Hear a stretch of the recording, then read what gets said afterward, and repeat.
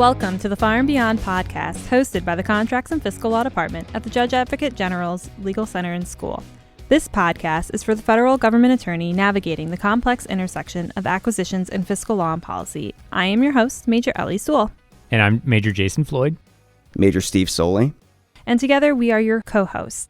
On this episode of Far and Beyond, we have Mr. Brantley with us to discuss intellectual property.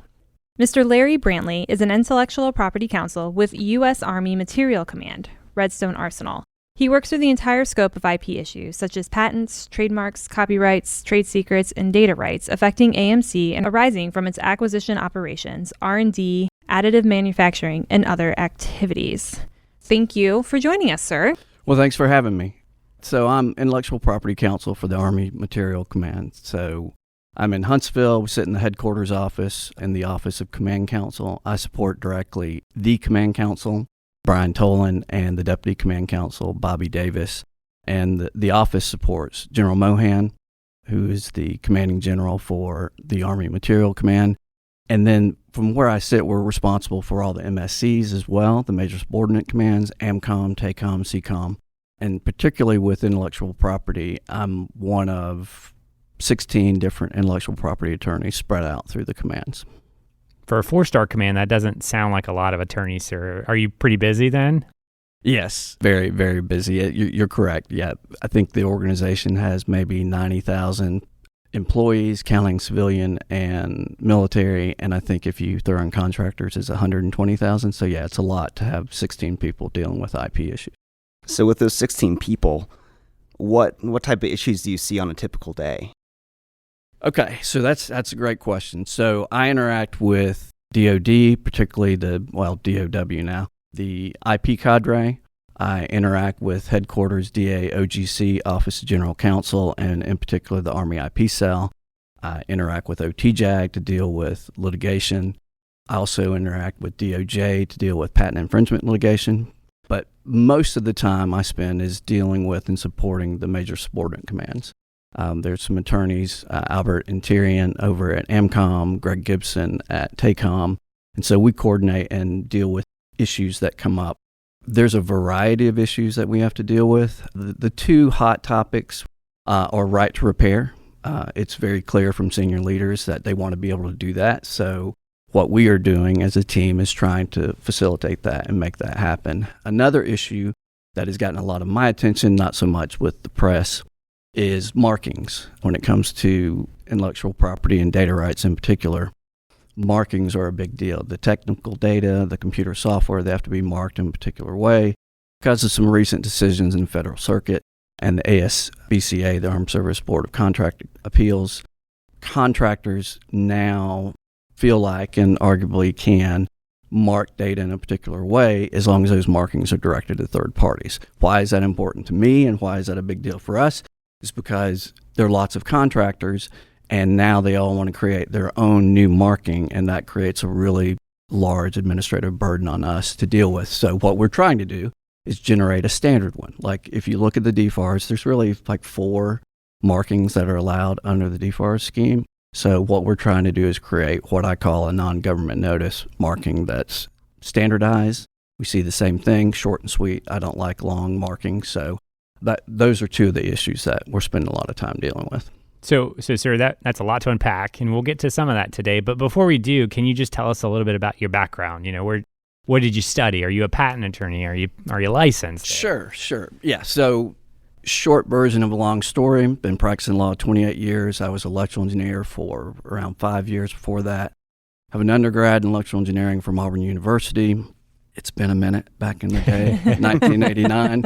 And then worked as an engineer for a few years, worked on a master's at the University of Alabama in Huntsville, and then kind of got bored with that and moved off to law school in 94 and 97. And so after I graduated in 97, I've been practicing law 16 years in private practice, 12 years now with the government, doing, if it relates to IP, with the exception of bankruptcy, I haven't done a lot of bankruptcy stuff dealing with IP, but when it comes to intellectual property, getting patents, what we call patent prep and pros, helping people get patents, same thing with trademarks, helping people register copyrights. I've litigated cases across the United States, patent infringement, trademark infringement, copyright infringement, served as an expert on patent law in a couple litigations, primarily, and that's really private practice stuff. Now, with the government, I have a very heavy focus on data rights, trying to avoid disputes. I mean, when I was a young lawyer, litigation was great. It's where I wanted to be because it was an interesting way to spend your time. But from the client's perspective, it takes a lot of time and money away from whatever their main purpose is, creating products or whatever. So try to avoid it if I can. Sometimes you have to litigate, and if you have to dance, you have to dance. But I try to avoid that and guide the client to prevent it. And if we're in a situation where we're close, try to negotiate a resolution without it, because litigation is just, it's not where anyone really wants to be. Sure. So you did mention data rights. Just for the audience, you're here with us today because the Jack School's putting on a course, and you were gracious enough to teach us about data rights. Let's jump into that. What are data rights, if you can? Just give me a 5,000-foot view. Sure. So data rights is just a fancy term for license right. Basically, when in DoD in particular, what we're talking about is technical data. Think drawings for the Apache, components of the Apache, the Black Hawk, the technical drawings that show how different parts in that system work, and then computer software. The Apache in particular has a lot of software, and most systems, to be honest with you, have a lot of software. And so the data rights, the government pays to develop those weapon systems, for example. Those drawings get generated, the software gets coded, and the government, even though it's paying under the standard rules, typically the contractor that does that for us owns it, but the government gets certain rights, either unlimited rights, government purpose rights, or limited rights if we're not paying. And so data rights are the license rights that we get when we develop these systems. Yeah, so you mentioned a couple of those rights. Can you just break it down, like what those regimes look like in terms of what applies to like commercial, what applies to non-commercial products and services? Sure. So in the non-commercial, we'll do that first. Unlimited rights means what it sounds like. We can pretty much do anything we want. Don't really need it when I'm involved in data right disputes. I'm not really trying to get that because it's usually broader than what we really need. Generally, we're trying to use competition, by the way. Competition drives prices down by about 25%. It's kind of the rule of thumb. So trying to get at least government purpose rights, which are rights that allow us to use it, like it sounds, for the government. Limited rights comes up when it's not us paying to develop the weapon system or the component of the weapon system. That's the contractor's money. And so because they're paying, it's kind of follow the money. Because contractors are paying, we get limited rights, which limits our ability, for example, to manufacture without their permission. If we have GPR and limited rights, we can manufacture the part ourselves, which, by the way, is, I don't think I mentioned it, but additive manufacturing also is a big hot topic right now. And it does tie into right to repair.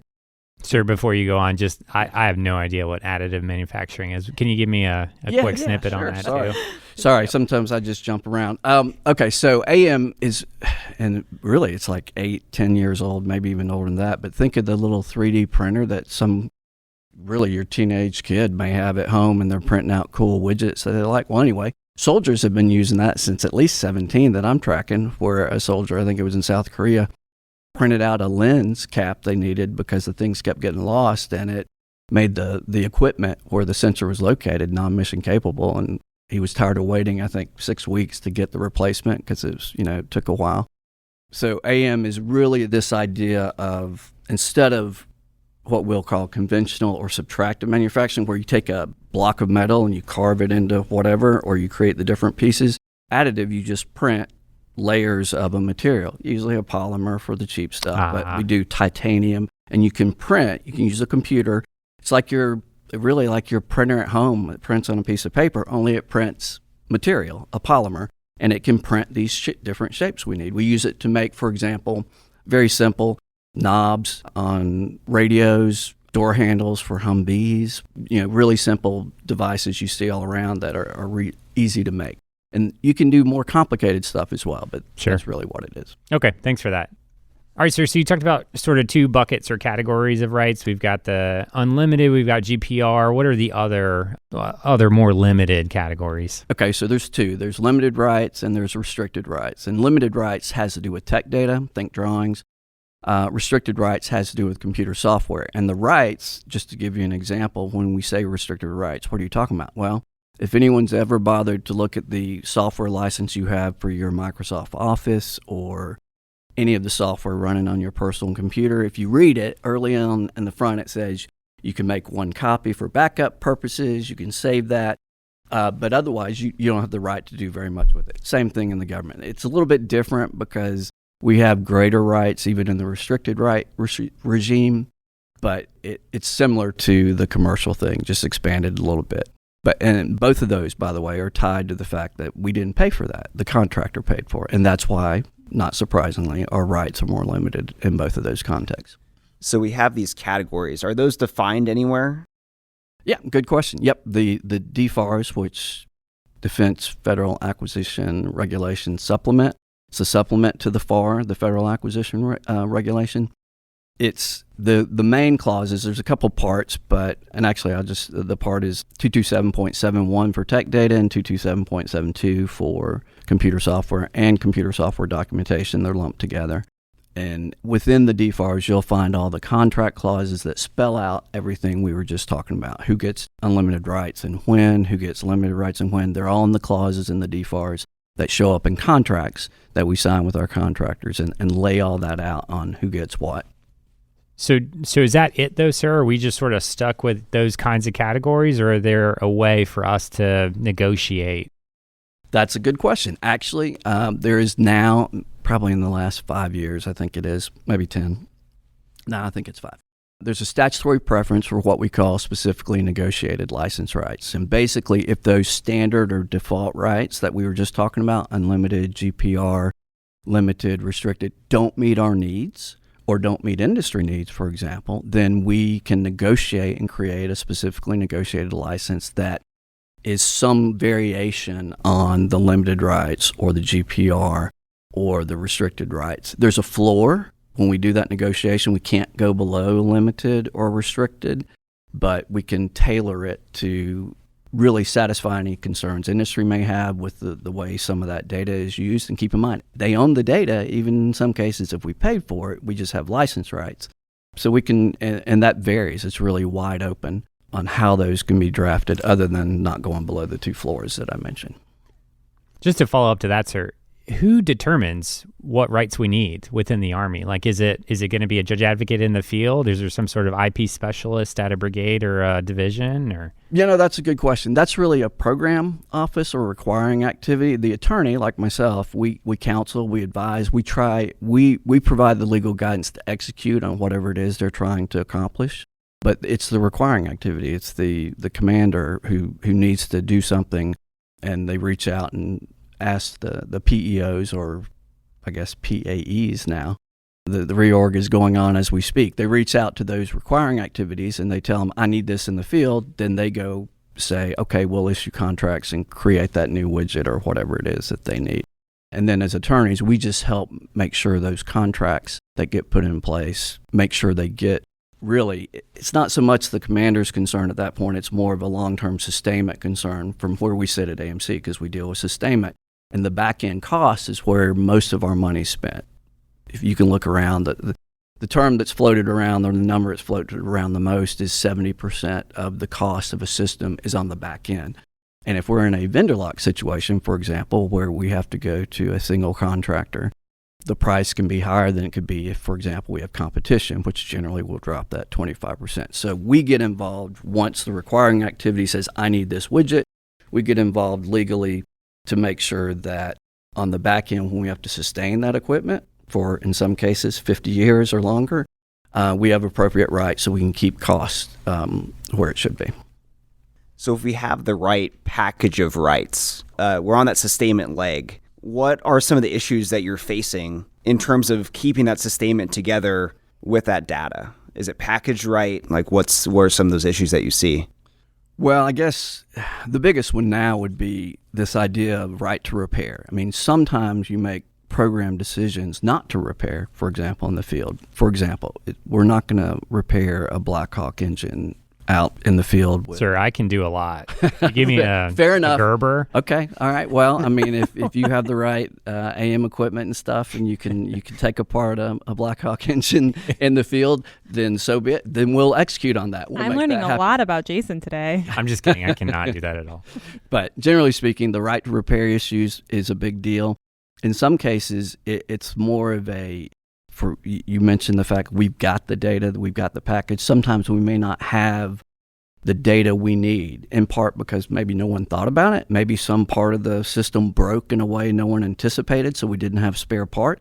So then we can look at reverse engineering, trying to create that part ourselves, or trying to get the contractor to give us the data that we need to try to make the part and execute the repair in the field. So it depends. That's really the main thing.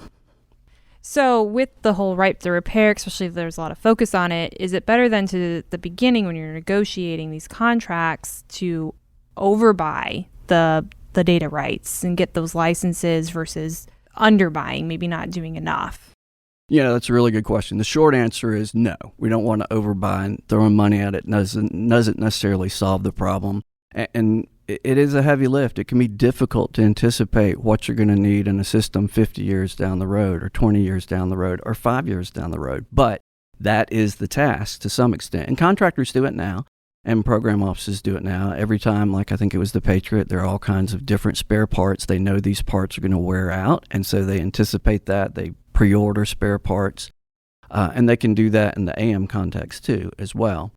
One of the big Army IP policy issues that came out back in 2018 was to specifically not do what you were just talking about, that is to overbuy, because it's a balancing act. On one hand, we want to incentivize industry to come up with the newest, latest, and greatest widget that we need to execute the mission.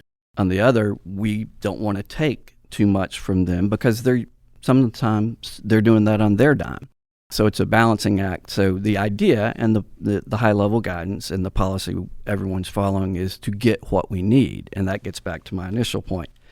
What do we need? And sometimes that's hard to figure out. So the short answer is no, don't overbuy. Just try to figure out what a particular program is going to need, what parts are going to wear out. Pre-order those. Pay to have the contractors develop AM packages. AM is very specific. They're STP files and these other things that go to the printers that cause them to print the way we need to create the part. We can pay to develop that all up front. We can pay the contractor to do that in anticipation that we're going to want to do that in the field. And we can absolutely do that. All right, so let's frame this more from like the 5,000-foot view to kind of what you might see in the field from like a judge advocate perspective at a brigade. So say we are at one of these transformation initiative type of units, and we want to buy like this small tracked item. Say it's like EOD unit, and this is commercial off the shelf thing. What kind of data rights do you think we would need if we want to sustain that commercial off the shelf item, but also potentially add things to it of our own? Okay, so two-part question. The first part on how do you just maintain a commercial item you bought. So if you have a contract and you're buying a commercial item, then the DFARS clause that I mentioned in one of our presentations, 252.227-7015, has to do with the rights we get in commercial technical data, which is what would apply here, at least to the tech data, not any software that may be on it, and everything is software. But as far as the tech data is concerned, you want to make sure that clause is in there. Then also, it probably would make sense for someone to upfront figure out, okay, what's going to wear out on this thing that we may need to repair? I mean, you can solve it in some cases getting spare parts up front. But with the AM focus and the right to repair focus, there may be certain parts that we might want to repair in the field. And we can contract to get the technical data that would allow us to do that, like maybe AM, I don't know, some lever or panel or something. Some of the stuff I've dealt with before, we've had battle damage and it's panels and things that get shot, and we can just reprint one. But back to your question, we can do all that contracting-wise up front. Now, when the second part of your question about modifications, I mean, as a general rule, you can go buy an item, and then we can take it apart and do whatever we want with it. And so with this thing, without contracting for it, we're not getting any rights. Some smart soldiers are really smart, and they can take these things apart and figure out. With a Gerber, maybe, sir. Maybe. And they can figure out how to fix something. Or, and I don't know if I mentioned the example here, but, the years ago, there was this issue with this lens that needed to be put on, I think it was a FLIR or something. It was a very expensive camera, like $50,000 or something like that. And it was on a Humvee or some other wheeled vehicle, and the lens covers would get lost. And some soldier got tired of waiting months to get the repair thing, and he figured out he could just scan an existing one they had and then print it. And it was important because without the lens cover, when the vehicle moved, dust would scratch the lens, and then you trash a $50,000 sensor. You don't want to do that. So my point is there are a variety of things that have nothing to do with contracting or getting data rights, where someone just takes something apart, figures out how to fix it, and can fix it. Not using anybody else's stuff, just using our stuff. Like in this case, we just scan it. He just scanned an existing part. That won't help you if there's a patent issue, but generally patents are not a major concern. There's a statute, 28 U.S.C. 1498, that basically says that if the government infringes a patent or copyright, side note, we really can infringe. It's more of use it without a license. A recent district court judge made that clear. Anyway, the point is that if there's a patent or something like that, and let's say we didn't know about it, for example, but it comes to light that somehow we made a patented part, well, then the contractor can go sue us in the Court of Federal Claims and get reasonable compensation for that use. Now, how it will really work in practice, this is one of the things I didn't mention that I do. The Army regs are set up so that they don't have to go to court to sue us. They can file what's known as an administrative patent claim, which will come to me and then go up to headquarters DA. We'll evaluate that claim to see if there's in fact infringement or not, and if so, we'll pay the reasonable compensation, or if not, we'll deny it. So the point is, patents aren't really a big concern when it comes to scanning some part and making it. Now, if it's marked, patented, or there's a patent number on it, from a policy standpoint, I'm not really comfortable intentionally infringing on something when we know it's patented. So the better course of action in that context is to reach out to the patent owner and see if we can get a license. Or also, the patents can expire. And a lot of this stuff we want to make is really simple, and probably any patent coverage is probably gone, in which case anybody in public can make it. Patents are limited monopolies. So. Hey, sir, we were talking a lot about non-commercial and a bit about other technical data stuff. There's a push for commercial. As we all know, SecArmy, SecWar are really harping on it. Any thoughts or issues with respect to commercial when it comes to computer software or computer software documentation? Yes, so commercial computer software and computer software documentation is not really governed by the DFARS. It's governed by the typical commercial licenses that would be out there. So typically when we buy commercial, we buy it subject to that license with two exceptions. One, if it doesn't meet our needs, then we can modify that license so that it does. And two, if it violates federal procurement law, then we can't agree to those clauses either. So in the commercial context, those are important issues to keep in mind. And by the way, commercial, a word on that, the reason the rights are different is because we're not paying. It's commercial. Somebody else is paying for it. So again, follow the money is a really common theme you'll hear. Whoever's paying generally has greater rights.